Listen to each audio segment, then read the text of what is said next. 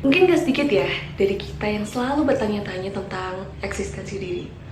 Dimulai dari pertanyaan kita ini siapa, lalu hidup itu seperti apa, dan kenapa sih Tuhan harus menciptakan kita dan memberikan kita hidup. Hal yang sama juga tentu selalu aku pertanyakan. Dan pertanyaan-pertanyaan ini mendorong aku untuk terus belajar dan terus mencari tahu tentang arti hidup untuk diriku secara personal. Karena pada dasarnya aku percaya bahwa segala sesuatu yang diciptakan oleh Tuhan, segala sesuatu yang terjadi di muka bumi ini pasti ada tujuannya. Gak mungkin Tuhan menciptakan kita tanpa alasan tertentu. Jadi aku cukup yakin, teramat yakin bahwa masing-masing dari kita pasti punya misi. Jadi suatu hari aku sedang jalan-jalan di toko buku gitu. Niatnya iseng doang sih, tapi tiba-tiba aku tertarik nih sama satu buku yang kebetulan dia disimpan tuh di rak paling depan. Dari judulnya aja udah catchy kalau menurut aku. Bukunya ini, Man's Search for Meaning. Dari baca judulnya, baca sedikit sinopsisnya dikit dari isi buku ini, aku udah tahu bahwa buku ini pasti bakalan bagus banget. Tanpa pikir panjang aku beli dan gak sabar pengen cepet pulang ke rumah untuk baca. Dan kali ini aku udah selesai bacanya. Jadi di video kali ini aku mau berbagi sama teman-teman tentang pengalaman bacaku dan juga hal-hal apa aja sih yang bisa aku pelajari dari buku ini. So stay tune ya. Buku ini ditulis oleh seorang neurolog dan psikiater terkemuka di Eropa bernama Viktor Frankl. Nah, buku ini memiliki tebal sebanyak 232 halaman, if I'm not mistaken. Ya, benar 232 halaman. Dan isinya ini memang mostly menceritakan tentang pengalaman si penulis ketika beliau menjadi tawanan di kamp konsentrasi di Auschwitz.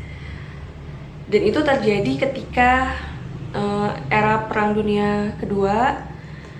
Kalau teman-teman belum tahu apa sih kamp konsentrasi Auschwitz itu, jadi ini adalah sebuah area penyiksaan.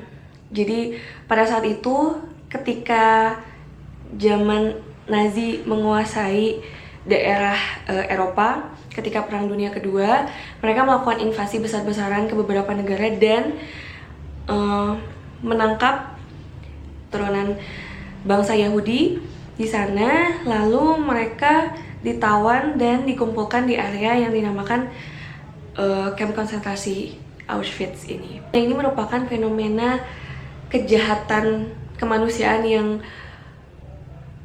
paling parah yang pernah dicetak oleh sejarah.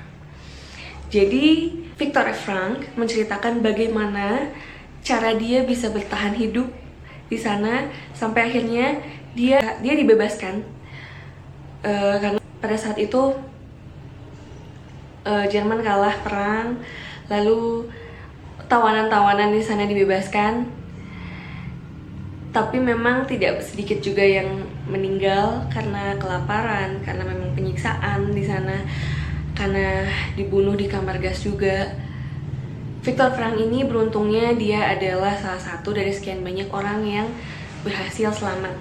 Dan di sini Frankl menceritakan secara detail bagaimana mencekamnya situasi di kamp konsentrasi pada saat itu.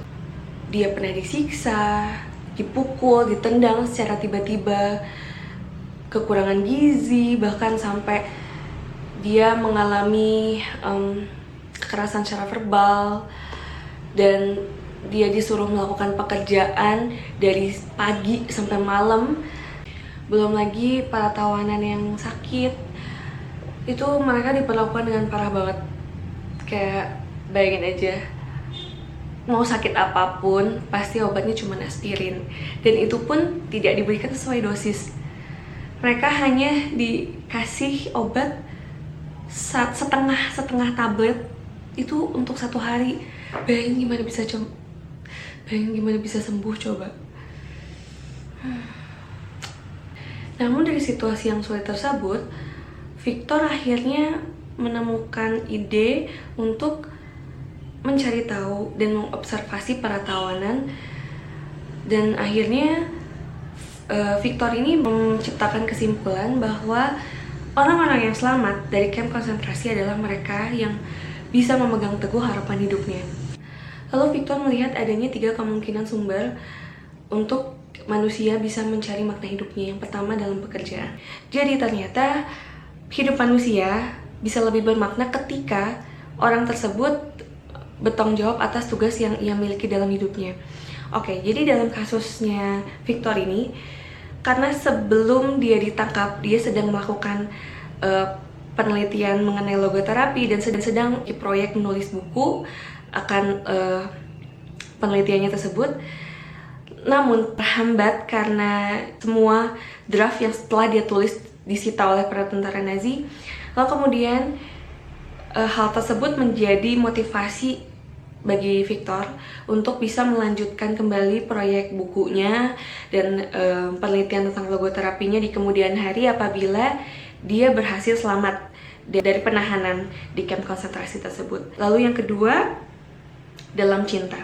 Nah, menurut Victor, cinta adalah satu-satunya cara manusia untuk bisa memahami orang lain, bahkan sampai ke sisi terdalamnya.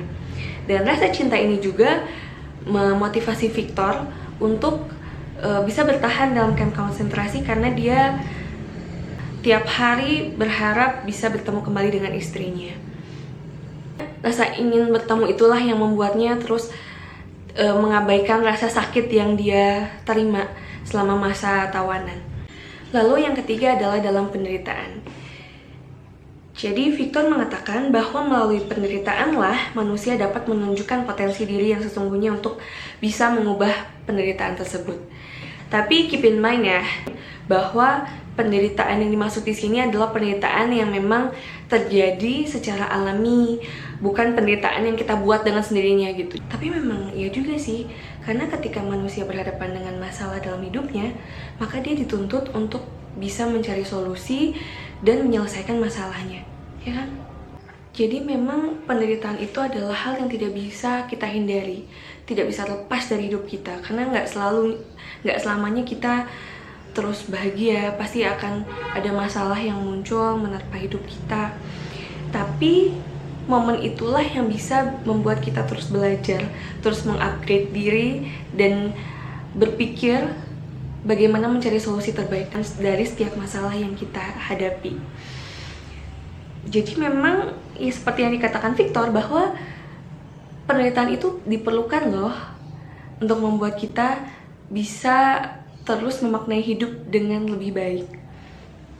Kita memang nggak selalu bisa mengontrol apa yang terjadi dalam hidup kita. Kita nggak bisa milih masalah seperti apa yang datang ke hidup kita kan. Nggak bisa tuh kita pilih, aku nggak mau masalah yang susah, pengen yang gampang-gampang aja. Nggak bisa kan. Tapi kita punya pilihan, kita punya kontrol penuh atas diri kita sendiri. Kita bisa memilih bagaimana sikap terbaik yang akan kita lakukan untuk menanggapi masalah yang terjadi dalam hidup kita. Nah, di sini ada satu kutipan yang aku suka banget dari Victor. Aku bacain ya. Apapun bisa dirampas dari manusia, kecuali satu. Kebebasan terakhir seorang manusia, yaitu kebebasan untuk menentukan sikap dalam setiap keadaan. Kebebasan untuk memilih jalannya sendiri. Tapi di sini Victor pun menegaskan bahwa makna hidup setiap orang itu berbeda-beda. Jadi kita nggak bisa samaratakan makna hidup si A pasti sama dengan si B. No, berbeda karena setiap orang itu unik, tujuan hidupnya berbeda, kebutuhannya berbeda, bahkan waktunya pun bisa berbeda-beda. Maka dari itu nggak ada pakem pasti nih, rumusan yang pasti untuk menentukan makna hidup dari setiap orang. Tapi yang jelas pasti setiap orang memiliki makna hidup. Buku ini diklaim menjadi bestseller nomor 1 di e-commerce Amazon dan menjadi buku bacaan yang populer di bidang psikologi dan konseling. Jadi kalau teman-teman yang memang tertarik dengan buku bacaan yang terkait dengan psikologi dan konseling, mungkin teman-teman akan suka atau barangkali bakal suka banget sama buku ini. Nah, karena di dalam sini Victor juga mengulas tentang logoterapi, yaitu sebuah metode treatment psikoterapi yang ia kembangkan sendiri dan digunakan untuk pasien-pasiennya. Kalau aku, pengalamanku pribadi sih bacanya memang menarik sih, karena memang aku tertarik dengan bidang ini. Tapi teman-teman harus baca sendiri ya, biar lebih paham. Saya segitu aja dulu hal yang bisa aku bagikan ke teman-teman. Mudah-mudahan apa yang aku sampaikan tadi bermanfaat. Terima kasih udah ngeklik dan nonton video ini sampai selesai. Sampai ketemu di video selanjutnya, karena insya Allah kedepannya juga aku bakalan ulas buku-buku yang lainnya. Bye, terima kasih.